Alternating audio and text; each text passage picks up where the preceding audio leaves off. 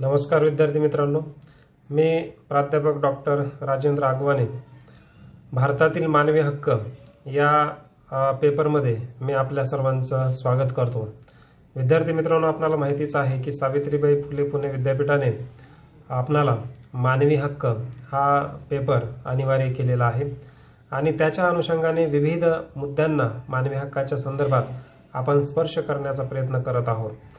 असाच एक मुद्दा घेऊन मी आज तुमच्या पुढे आलेलो आहे आणि त्या मुद्द्याचं नाव आहे भारतातील विषमता आणि त्या विषमतांचा मानवी हक्कावर होणारा जो काही परिणाम आहे त्या परिणामांचा आपल्याला इथे अभ्यास करायचा आहे. कारण परंपरेनुसार अनेक विषमता ह्या रूढी परंपरेनुसार चालत आलेल्या आहेत आणि त्या परंपरा सर्वच परंपरा ह्या काही मानवी हक्कास बाधक आहेत असं म्हणता येणार नाही. परंतु इतिहास काळामध्ये ज्या ज्या काही समाज सुधारकांनी परंपरा बंद करण्याचा प्रयत्न केला आणि केल्या त्या मानवी हक्कांचं उल्लंघन करणारे आपल्याला कुठेतरी दिसून येतात. आणि म्हणून मानवी हक्कांच्या या ज्या काही उल्लंघन करणाऱ्या परंपरा आहेत त्या परंपरांचाही आपल्याला थोडक्यात तिथे आढावा घेऊयात. त्याचबरोबरीने समाजातील ज्या विषमता निर्माण होण्यासाठी पॅरामीटर्स किंवा जे मुद्दे महत्त्वाचे आहेत त्या मुद्द्यांचाही आपण इथे विचार करणार आहोत. मग ते मुद्दे कोणते कोणते आहेत तर त्या मुद्द्यांचा आपल्याला इथे चर्चा करत असताना एक 5-6 मुद्द्यांचा आपल्याला इथे विचार करायचा आहे. भेदभावाचे अनेक पॅटर्न्स आहेत, परंतु त्याच्यातील हे जे काही 5-6 आहेत हे 5 ते 6 प्रकारचे जे काही मुद्दे आहेत त्या अनुषंगाने विषमता आणि मानवी हक्क या संदर्भामध्ये आपण इथे चर्चा करणार आहोत. सर्वप्रथम आपण घेऊयात ते म्हणजे जाती व्यवस्था. जाती व्यवस्था हे जे काय आहे ते विषमता निर्माण करण्यासाठी महत्त्वपूर्ण भूमिका त्याने पार पाडलेली आहे. आपले जे काही भारतातील कास्ट सिस्टीम आहे ही कुठेतरी भेदभावावरच आधारित असलेली दिसते आपल्याला. पूर्वी अगदी सुरुवातीच्या काळामध्ये जात ही व्यवसायानुसार प्राप्त होत होती, परंतु नंतरच्या कालखंडामध्ये ती जन्मानुसार जात प्राप्त व्हायला लागली आणि म्हणून त्याच्यानंतर एका जातीचं दुसऱ्या जातीवरती वर्चस्व हे प्रस्थापित झालं. चातुर्वर्ण्य व्यवस्थेशी जातीचा संबंध लावला जातो आणि त्याच्यामध्ये ज्या काही शूद्र समजल्या गेलेल्या ज्या काही पूर्वीच्या जाती होत्या तर त्यांच्यावरती अतोनात जे अन्याय होत होते त्याच्यामुळे त्यांच्या मानवी हक्कांची पायमल्ली होत होती. डॉक्टर बाबासाहेब आंबेडकर किंवा महात्मा फुले असतील किंवा इतर काही महापुरुष असतील तर त्या महापुरुषांनी जाती व्यवस्था निर्मूलनाचं काम केलेलं आपल्याला दिसतं. अर्थात हे जात व्यवस्था कशा पद्धतीने भेदभाव निर्माण करत होती तर त्याच्यामध्ये सर्वात महत्त्वाची बाब म्हणजे अस्पृश्यता आणि हे पाळणे. अस्पृश्यता म्हणजे पूर्वी दलित समाजाला अस्पृश्य समजलं जायचं, त्याला स्पर्श करणे म्हणजे एक पद्धतीने काहीतरी वेगळं संकट आहे असं त्यांना वाटायचं इतर जातींना आणि त्याच्या आधारे मग त्यांना सार्वजनिक पानवाट्यावरती बंदी, मंदिरामध्ये प्रवेश बंदी, सार्वजनिक ठिकाणी त्यांनी वावरायचं नाही, त्याचबरोबरीने हे सुद्धा त्याच्यामध्ये आहे. त्याचबरोबरीने संपत्तीचं वाटप सुद्धा पूर्वीच्या कालखंडामध्ये हे जातीच्या अनुषंगाने झालेलं होतं. जर दलित आदिवासी दलितांकडे बघितलं आपण तर त्यांच्याकडे कुठल्याही पद्धतीची उत्पन्नाची साधनं नव्हती. जमीन जुमले जे आहेत ते नव्हती उत्पन्नाची साधने. अगदी मोलमजुरी करून खाणारा त्यावेळेचा जो काही अस्पृश्य समाज आहे त्याच्यावरती खूप मोठ्या प्रमाणामध्ये मानवी हक्क त्याचे पायदळी तुडवले गेलेले होते. एवढंच काय तर जे काही ह्या ज्या काही कनिष्ठ जाती आहेत या कनिष्ठ जातींना अनेक प्रकारांच्या अन्यायाला भेदभावाला सामोरं जावं लागत होतं आणि त्याच्या माध्यमातून मग हे जे काही कास्ट सिस्टीम आहे तिच्या विरुद्ध आवाज उठवण्याचं काम हे प्रत्येक महापुरुषांनी केलेलं दिसतं. कमी अधिक प्रमाणामध्ये सर्व महापुरुषांनी या भारतीय समाजातून जात ही हद्दपार झाली पाहिजे किंवा जाती व्यवस्था निर्मूलनाचं काम हे केलं गेलं पाहिजे हे त्याच्यातून मांडण्याचा प्रयत्न केलेला आपल्याला दिसतो. महात्मा फुलेंनी तर आपण बघतो की त्यांनी दलितांसाठी स्वतःच्या पाण्याचा हौद जो काही आहे तो खुला करून दिला. त्याचबरोबरीने डॉक्टर बाबासाहेब आंबेडकरांनी महाडच्या 14 तळ्याचा सत्याग्रह, त्याचनंतर काळाराम मंदिर प्रवेश, त्याचनंतर पर्वती सत्याग्रह, त्याच्यानंतर दलितांना राखीव मतदारसंघ असतील तर यासारख्या बाबी आहेत. म्हणजे अगदी त्या प्रवाहामध्ये त्या जातींना कुठेही सामावून घेतलं गेलेलं नव्हतं. तर हा प्रश्न दलितांच्या बाबतीत झाला आदिवासी समाजाच्या बाबतीत पण असंच झालेलं होतं की ते अगदी गावाशी तर त्यांचा काही संबंधच नव्हता आणि शहर तर त्यांना माहितीच नव्हतं. तर अशा परिस्थितीमध्ये त्यांना घटनात्मक संरक्षण दिलं गेलं आणि राखीव जागा देऊन त्यांना या मुख्य प्रवाहात आणण्याचा वेळोवेळी विविध कायदे आणि घटनेच्या माध्यमातून प्रयत्न झालेला दिसतो आपणाला. तो एक भाग आहे. स्वातंत्र्योत्तर कालखंडामध्ये आपल्याला असं दिसून येतं की मंडल आयोगाची स्थापना केली, कारण अनुसूचित जाती जमाती यांना राखीव जागा दिल्या गेलेल्या होत्या. परंतु याच्या व्यतिरिक्त आणखी बराचसा काही समाज असा होता, काही जाती होत्या की ज्या मागासलेल्या होत्या आणि अतिशय परंपरागत त्यांचं मागासलेपण होतं आणि ते दूर करण्यासाठी मग मंडल आयोगाची स्थापना केली आणि मंडल आयोगाने मग ओबीसी समाजाला आरक्षण दिलं गेलं आणि ओबीसी समाज हा राजकीय, सामाजिक आणि आर्थिक क्षेत्रामध्ये हा भरभराट करू लागलेला आपल्याला दिसून येतो. तर हा एक भाग झाला. अलीकडे आणखी जर बघायचं झालं तर जात ही सध्याच्या कालखंडामध्ये कशा पद्धतीने मानवी हक्क ह्याच्यासाठी बाधक ठरत आहे ते पण आपण बघूयात. रोटी बेटी व्यवहार हा जातीच्या अतिशय घनिष्ठ असा संबंध असणारा विषय आहे. आपण आज बघतोय की जरी इतका समाज हा पुढारलेला असला तरी अजूनही आंतरजातीय विवाहांना मान्यता मिळत नाही. त्याच्यामुळे जे काही ऑनर्स किलिंग होतात, म्हणजे आंतरजातीय विवाहातून जे काही खून, मारामाऱ्या किंवा अशा पद्धतीचं जे काही होतंय ते पण त्याच्यामध्ये आपल्याला सांगता येईल की त्यांचे जे काही मानवी हक्क आहेत, अगदी युनोने सांगितलेलं आहे की आपल्या आवडीनुसार जो काही जोडीदार आहे, विवाह आहे, कुटुंब आहे, ते स्थापण्याचा अधिकार प्रत्येक व्यक्तीला आहे. परंतु जाती व्यवस्थेमध्ये आपण बघतोय की ह्या गोष्टींना अजूनही भारतामध्ये मान्यता मिळालेल्या नाहीत. त्याचबरोबरीने अजूनही बऱ्याचशा अशा परंपरा चालू आहेत प्रत्येक जातीमध्ये.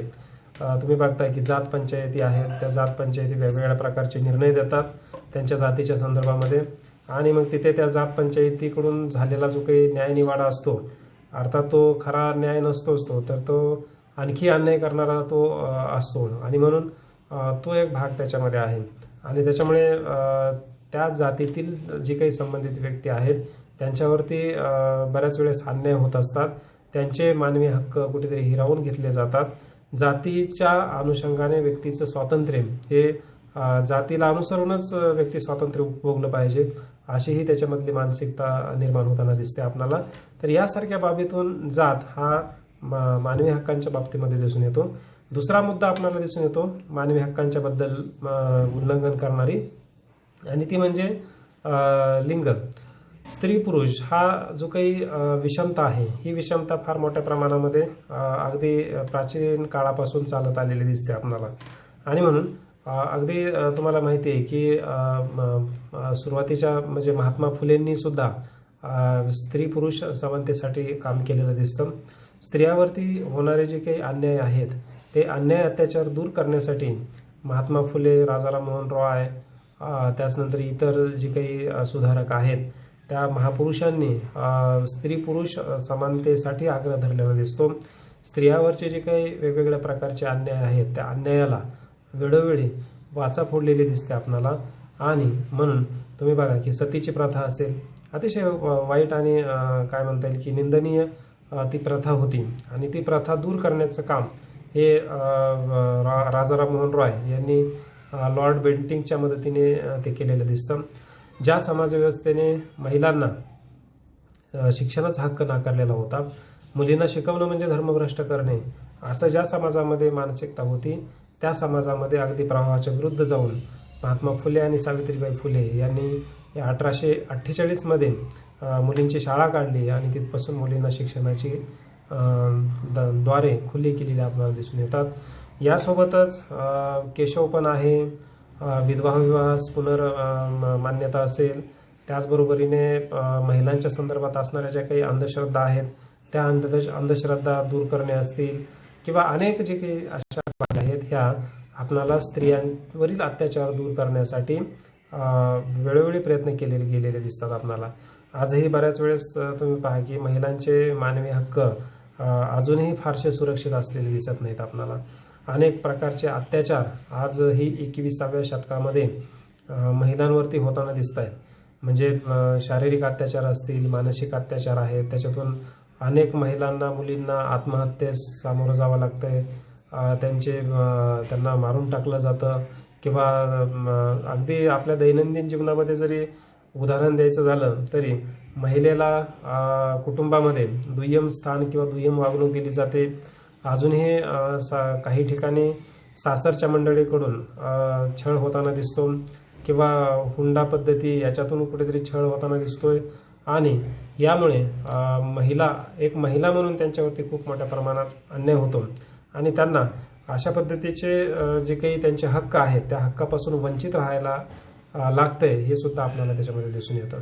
आणि म्हणून शिक्षणाच्या बाबतीमध्ये सुद्धा मुलांना प्राधान्य दिलं जातं, मुलींना कमी प्राधान्य दिलं जातं. आणखी दुसरं जर सांगायचं झालं तर वारस म्हणून जी काही मान्यता आहे ती वारस म्हणून मान्यता अजूनही मुलालाच आहे. आईवडिलांच्या संपत्तीमध्ये जो काही वाटा आहे तो मुलालाच मिळतो. अजूनही मुलीला आईवडिलांच्या संपत्तीमध्ये वाटा मिळाला पाहिजे या मानसिकतेचा समाज झालेला नाही. किंवा अजूनही बरेचसे जे काही हक्क आहेत महिलेला दुय्यम समजलं जातं. म्हणजे अगदी सहज महिलेला दुय्यम स्थान कुटुंबामध्ये दिलं जातं. महिलेला काही कळत नाही वगैरे वगैरे अशा पद्धतीचे सहज त्याच्यामध्ये ते घेतलं जातं. आणि त्या महिलेला स्वतःच्या बद्दलचे निर्णय स्वतः घेता येत नाहीत. तिला आयुष्यभर बाप असेल, नवरा आहे, मुलगा आहे, या तिघांच्या ह्याच्यावरती निर्णयावरती अवलंबून राहावं लागतं किंवा त्यांच्या आधारे जीवन जगावं लागत असतं. तर हे सुद्धा एक सक्षमीकरण महिलांचं अजूनही झालेलं नाही. हे यासारखे अनेक पद्धतीचे जे काही अन्याय आहेत ते अन्याय त्या संदर्भामध्ये असलेले दिसतात. आणखी दुसरं सांगायचं झालं तर धार्मिक विषमता ही सुद्धा भारतीय समाजामध्ये असलेली दिसते आपल्याला. धार्मिक विषमतेमध्ये तुम्ही बघा की भारतामध्ये हिंदू समाज हा जरी बहुसंख्याक असला तरी अल्पसंख्याकामध्ये मुस्लिम आहे, शीख आहे, ख्रिश्चन आहे, बौद्ध आहे, जैन आहे, यासारखे धर्म अल्पसंख्याकामध्ये असलेले दिसून येतात आपल्याला. आणि म्हणून ह्याच्यामध्ये ज्या काही धार्मिक विषमता आहेत त्या धार्मिक विषमता ह्या फार मोठ्या प्रमाणामध्ये होताना दिसतात, मानवी हक्कांची पायमल्ली करताना दिसतात. म्हणजे धर्म सांगतो म्हणून अशा पद्धतीने करायचं. मग बुरखा पद्धत असेल किंवा हिंदूमधले पण तुम्ही बघा की एखादी लग्न झालेली स्त्री जर समजा काय मंगळसूत्र घालत नसेल, जोडवं घालत नसतील किंवा काय म्हणता येईल की कुंकू हे हे हे प्रतिकात्मक जर पालन करत नसेल तर तिला अनेक टीकेला सामोरं जावं लागतं.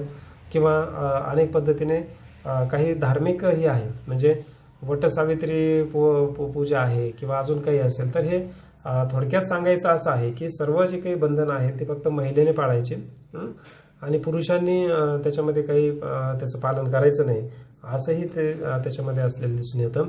बऱ्याच वेळेस काही रूढी परंपरा धर्माच्या अनुषंगाने जरी त्या धर्मात नसल्या तरी त्या समाजामध्ये रूढी परंपरा पसरलेल्या दिसतात. आणि मग त्याच्यामध्ये अनेक अंधश्रद्धा पसरल्या गेलेल्या आहेत. पूर्वीचा समाज जर बघितला आपण तर त्याच्यामध्ये अनेक प्रकारच्या अंधश्रद्धा होत्या आणि मग त्या अंधश्रद्धेच्या बळी त्याच्यामध्ये त्यांचा गेला जातो. मग त्याच्यामध्ये नरबळी आहे, पशुबळी आहे. त्याचनंतर तुम्ही बघा की दक्षिणेकडे देवदासी प्रथा चालू आहे, ते चालू असते. किंवा आपल्याकडे पण वाघ्या मुरळी जे आहे त्याचं पण आपल्याला दिसून येतं. किंवा आणखी जर धार्मिकतेच्या याच्यामध्ये जर सांगायचं झालं धर्मपरंपरेच्या अनुषंगाने तर बरेच असे काही कर्मकांड विधी हे करावे लागतात आणि त्या विधी कर्मकांडामुळे बऱ्याच वेळेस हक्कांचं कुठेतरी उल्लंघन पण होताना दिसतं आपणाला. आणि म्हणून हे जे काही धार्मिक आहे, धर्म हा अतिशय चांगला असतो, परंतु त्याच्यातील धर्मामध्ये जरी लिखित नसलं ते तरी समाजामध्ये कोणाकडून तर ती प्रचलित केलं जातं की अशा अशा पद्धतीच्या प्रथा पाळल्या पाहिजेत आणि त्या प्रथा पाळल्या तर जे काही देवदेवता आहेत त्या खुश होऊ शकतात. आणि म्हणूनच त्याच्यातून जे काही बळी देण्याची प्रथा आली, मग ते नरबळीवरून बोकडबळी किंवा पशुबळीवरती आलं आणि मग त्याच्यानंतर मग बाकी इतर जे काही आहे ते त्याच्यावरती आलेलं दिसतं आपल्याला. तर अशा पद्धतीने विविध जे काही आहेत ते त्याच्यामध्ये दिसून येतं. मुस्लिम धर्मामध्ये सुद्धा तुम्ही बघा की बुरखा पद्धत आहे. युसुफ मलाला तुम्हाला माहिती असेल तर युसुफ मलालाने महिलांच्या शिक्षणासाठी तिथेही केलेलं दिसतं आणि मुलींना शिकण्याचा हक्क नाही असं तिथं असताना सुद्धा मुलींच्या शिक्षणासाठी आणि महिलांच्या शिक्षणासाठी तिने प्रयत्न केले. हिंदू धर्मामध्ये सुद्धा ज्या रूढी परंपरेमध्ये फक्त स्त्रीने चूल आणि मूलच बघितलं पाहिजे हे मानलं जात होतं, तिथं मुलींना शिकवण्याचं काम चालू केलेलं दिसतं आपल्याला. तर अशा विविध प्रकारचे जे काही आहेत, धर्म हा सगळ्यांना चांगलंच सांगतो, परंतु धर्माचे जे काही पूर्वी होऊन गेलेले पुरोहित होते किंवा मनुस्मृतीसारखा जो काही धर्म होता त्याच्यामध्ये विषमता पेरली गेलेली दिसून येते आपल्याला. म्हणजे अगदी मनुस्मृतीमध्ये डॉक्टर बाबासाहेब आंबेडकरांनी मनुस्मृतीचं दहन केलं, परंतु मनुस्मृतीमध्ये अशा काही शिक्षांच्या तरतुदी होत्या की ज्या खूप भयानक होत्या. म्हणजे उदाहरण, दलितांनी जर वेदांचं अध्ययन केलं तर त्याची जीभ छाटली जावी, त्याच्या कानामध्ये शिसं सोडलं जावं, असंही होतं. पेशवे कालखंडामध्ये दलितांच्या किंवा अस्पृश्यांच्या गळ्यामध्ये मडकं आणि पाठी खराटा असावा आणि तसं असेल तरच त्यांनी बाहेर फिरायचं, अन्यथा त्याला बंदी होती. तर हे पण त्याच्यामध्ये होतं. त्याचबरोबरीने अनेक जे काही बाबी आहेत या आपणाला त्या दृष्टिकोनातून दिसून येतात की धर्मच्या माध्यमातून सुद्धा काही विषमता भारतीय समाजामध्ये परंपरेमध्ये निर्माण झालेल्या आहेत. आज प्रत्येक व्यक्ती हा जवळपास वैज्ञानिक दृष्टिकोन बाळगून आहे आणि त्याच्यामुळे धार्मिक विषमतांना तो बळी पडताना आपल्याला दिसत नाही. परंतु जिथे निरक्षर जास्त जनता आहे किंवा जो भोळा भाबडा समाज आहे अशा ठिकाणी धार्मिक विषमतांना लोक बळी पडतात आणि त्याच्यातून त्यांना अशा पद्धतीच्या मानवी हक्कांचं उल्लंघन त्यांचं तिथं होताना दिसतं आपल्याला. त्याच्यानंतर पुढचा मुद्दा आपल्याला सांगता येईल आणि तो म्हणजे वर्ग म्हणण्यापेक्षा जे काही आर्थिक विषमता आहे हे इथं आपल्याला मांडता येते. तुम्ही पहा की आपला भारतीय समाज हा अगदी सारखा नाही आहे आर्थिकतेच्या बाबतीमध्ये. असं म्हटलं जातं की 95% लोकांकडे एकूण भारतातली फक्त 5% संपत्ती आहे आणि 5% लोकांकडे एकूण संपत्तीतील 95% हिस्सा त्या 5% लोकांकडे आहे. म्हणजे अशा पद्धतीचं विषम वाटप आपल्या भारतीय समाजामध्ये झालेलं दिसून येतं. म्हणजे जे श्रीमंत आहेत ते अतिशय गर्भ श्रीमंत आहेत, त्यांचं उत्पन्न प्रचंड प्रमाणामध्ये आहे, परंतु जे गरीब आहेत, जे दीनदुबळे आहेत, त्यांचं उत्पन्न मात्र अतिशय कमी आहे. मोलमजुरी करणारे, झोपडपट्टीमध्ये राहणारा समाज हा अगदी 2 वेळेच्या अन्नासाठी त्याला संघर्ष करावा लागतोय. कसल्याही फॅसिलिटी त्यांना मिळत नाही आहेत आणि दुसरीकडे जर बघितलं आपण तर त्यांना सर्व प्रकारच्या फॅसिलिटी आहेत. अगदी पंचपक्वान्न त्यांना दररोज असतं आणि पैसा कुठं खर्च करू हा प्रश्न असतो आणि गरिबांना मात्र पैसा कुठून खर्च करू असा प्रश्न असतो. तर अशा 2 टोकाचा जो काही समाज आहे तो भारतामध्ये दिसतो आपल्याला. अनेक पद्धतीने गरीब हा जो काही आहे, दारिद्र्य रेषेखालचा गरीब आहे, हा खूप मोठा समाज आहे आपल्या भारतामध्ये. अगदी शासकीय आकडेवारीनुसार सुद्धा जर दारिद्र्य रेषेखालील लोकांची संख्या भारतामधली काढली तर ती सुद्धा कुठेतरी 25% अधिक आहे. म्हणजे अगदी शासनाचे निकष तर फारच हे आहेत, म्हणजे कमी उत्पन्न असणारे, परंतु खऱ्या अर्थाने जर दारिद्र्य रेषेखालच्या लोकांची जर आपण ही काढली, अंदाज काढला तर तो 50% पर्यंत जायला बसला. आणि म्हणून असा जो काही भाग आहे हा वर्ग हा सुद्धा एक महत्त्वाचा आहे. इकडे भांडवलदारी वर्ग आहे आणि दुसरीकडे गरीब वर्ग आहे. आणि याच्यामध्ये असणारा आणखी एक वर्ग आहे आणि तो तिसरा वर्ग म्हणजे मध्यम वर्ग, त्याला आपण मिडल क्लास म्हणतो. हा मिडल क्लास हा थोडासा त्याच्या बेसिक गरजा पूर्ण झालेल्या असतात, परंतु त्याचे जे काही फार मोठे काही स्वप्न त्याचे पूर्ण होत नाहीत आणि म्हणून हा मध्यम वर्ग हा भांडवलशाहीला पोषक असलेलाही दिसतो. आणि म्हणून श्रीमंत, मध्यम आणि गरीब अशा पद्धतीचे 3 वर्ग त्याच्यामध्ये पाडले जाऊ शकतात. आणि खूप मोठ्या प्रमाणामध्ये जे काही गरीब वर्ग आहे त्या गरीब वर्गाचे हक्क पायमल्ली तोडवले जात असतात. तुम्ही बघा की झोपडपट्टीसारख्या भागामध्ये राहणाऱ्या लोकांना काय सुविधा मिळतात, तर तिथं सांडपाण्याची व्यवस्था नसते, त्यांच्या मुलांना शिक्षणाची तिथं व्यवस्था नसते, अधिकृत वीज जोडणी त्यांना नसते, पाणी नगरपालिका किंवा महानगरपालिकेकडून पाणी त्यांना मिळत नसतं किंवा मिळवलं जात नाही. अगदी ते एक एक दोन दोन हांड्यासाठी अगदी 2-2 तास त्यांना घालावे लागतात आणि मग तेव्हा जाऊन कुठे त्यांना ते पाणी मिळतं.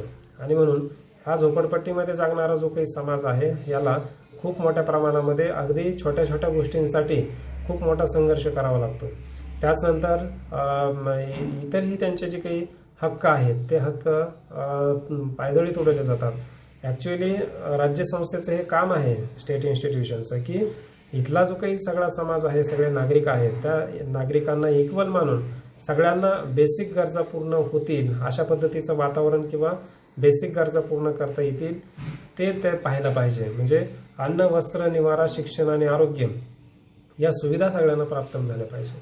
आणि म्हणून हे जोपर्यंत प्राप्त होत नाही तोपर्यंत खऱ्या अर्थाने इथं वर्गीय विषमता निर्माण झालेली आपल्याला दिसून येते. म्हणजे गरीब आणि श्रीमंत हे जे काही भेद आहे हा खूप मोठ्या प्रमाणामध्ये असलेला दिसतो आपल्याला. तुम्ही बघा की गरीब आणि श्रीमंत यांच्यामध्ये रोटी आणि बेटी व्यवहार होत असताना दिसत नाही आपल्याला. त्यांचे संबंध वेगळे असतात. श्रीमंतांचे त्यांचे नातेसंबंध वेगळ्या पद्धतीने जोपासले जात असतात. त्यांचं कल्चर वेगळ्या पद्धतीने डेव्हलप झालेलं असतं आणि गरिबांचं मात्र कल्चर वेगळ्या पद्धतीने डेव्हलप झालेलं असतं. तर अशा जे काही आहे अनेक रोगराईचं साम्राज्य झोपडपट्टीमध्ये असतं. इव्हन मिडल क्लास जो काही आहे, मध्यम वर्ग, त्यालाही खूप मोठ्या प्रमाणामध्ये मानवी हक्क त्याचेही पायदळी तोडले जाताना आपल्याला दिसून येतात. आणि म्हणून हा जो काही क्लास घटक आहे किंवा ज्याला आपण आर्थिक वर्ग म्हणतो किंवा आर्थिक विषमता ही भारतामध्ये प्रचंड प्रमाणामध्ये असलेली दिसते आपल्याला. एकीकडे बघितलं तर कोट्यावधीचा नफा हा महिन्याकाठी कमावणारा वर्ग आहे आणि दुसरीकडे महिन्याकाठी फक्त 8-10 हजार रुपयामध्ये महिन्याकाठी काम करणारा पण घटक असलेला आपल्याला दिसतो. आणि म्हणून अशा पद्धतीने हा जो काही इकॉनॉमिक काय म्हणता येईल की विषमता आहे, असमानता आहे, ती असमानता कुठेतरी ही झाली पाहिजे. आज शेतकरी अडचणीत आहे, त्याचबरोबरीने आज तरुणांना नोकऱ्या नाही आहेत, बेरोजगारीचं प्रमाण वाढत चाललेलं आहे. त्याच पद्धतीने व्यवसायांची परिस्थिती आज चांगली असलेली दिसत नाही आणि अशा परिस्थितीमध्ये कुठेतरी सामाजिक आर्थिक स्तरीकरण घडण्यासाठी मदत होताना दिसते. आणि याच्यामुळे अनेक पद्धतीचे जे काही हक्क आहेत ते हक्क मानवी हक्कांचं उल्लंघन त्याच्यातून होताना दिसतं आपल्याला. याच्यानंतर 5वा मुद्दा आपल्याला याच्यामध्ये बघता येईल मानवी हक्कांच्या पायबंदी काही उल्लंघन कसं होतं याच्यामध्ये. तर तुम्ही बघा, शिक्षण असणे आणि शिक्षण नसणे, शिक्षण ज्यांचं झालेलं आहे त्यांना आपण सुशिक्षित म्हणतो, उच्च शिक्षित म्हणतो, त्यांना नोकरी व्यवसायाच्या अनेक संधी प्राप्त होतात.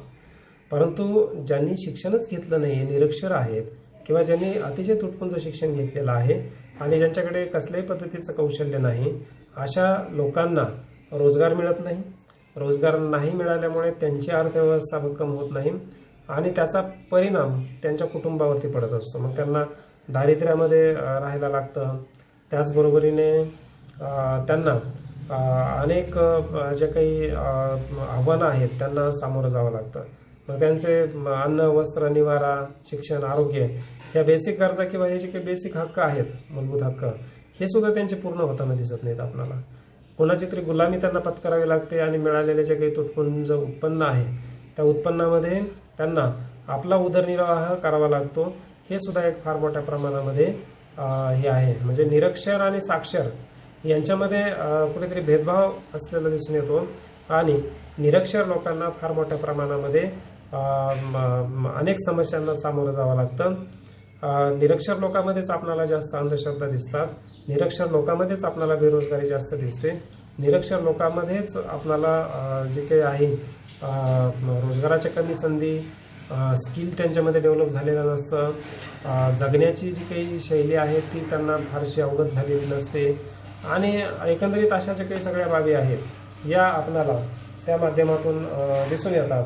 आणि म्हणून हे जे काही बाबी आहेत या आपल्याला त्या माध्यमातून दिसून येतं. तर यासारखे जे काही आहे भाग हा शिक्षणाचा असलेला दिसतो आपल्याला. शेवटचा जो काही मुद्दा आहे तो म्हणजे भाषा आणि प्रदेश विषयक विषमता. आपल्याला सगळ्यांना माहिती आहे की मुंबईमध्ये मराठी आणि अमराठी असा संघर्ष तिथं पेटलेला आहे.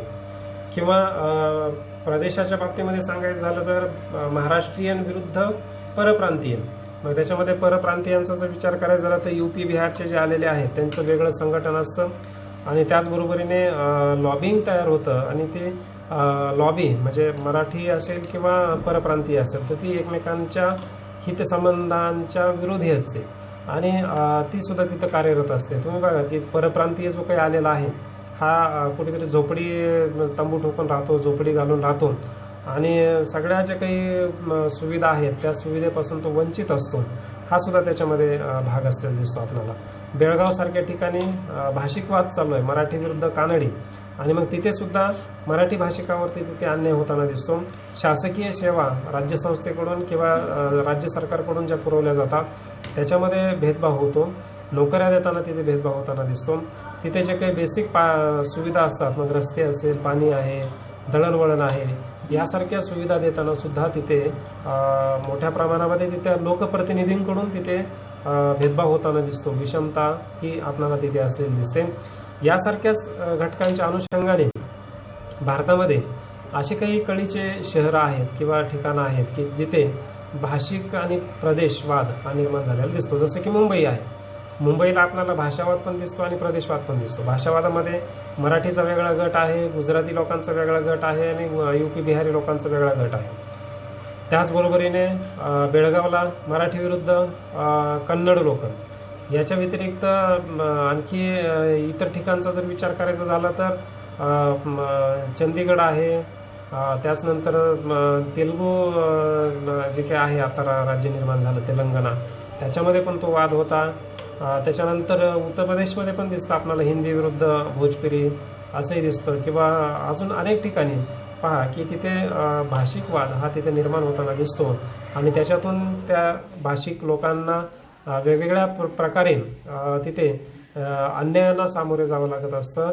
ज्या काही मूलभूत सुविधा आहेत त्याच्या विरुद्ध त्यांना तिथे समस्यांना सामोरे जावं लागतं. त्याच्यामध्ये त्यांची एकंदरीतच जी काही मानवी हक्क आहे ते पायमल्ली तोडवले जात असतात. तर अशा पद्धतीने आपणाला भारतीय समाजातील विषमता हे काही प्रमुख मुद्द्यांच्या आधारे सांगता येईल. याच्या व्यतिरिक्त आणखी बऱ्याचशा विषमता असू शकतात आणि परंतु त्या सगळ्यांचा इथे आपल्याला विचार करायचा नाही. तर एवढ्या 5-6 ज्या काही विषमता आहेत त्या विषमता इथे महत्त्वपूर्ण असलेल्या आपल्याला दिसून येतात. धन्यवाद.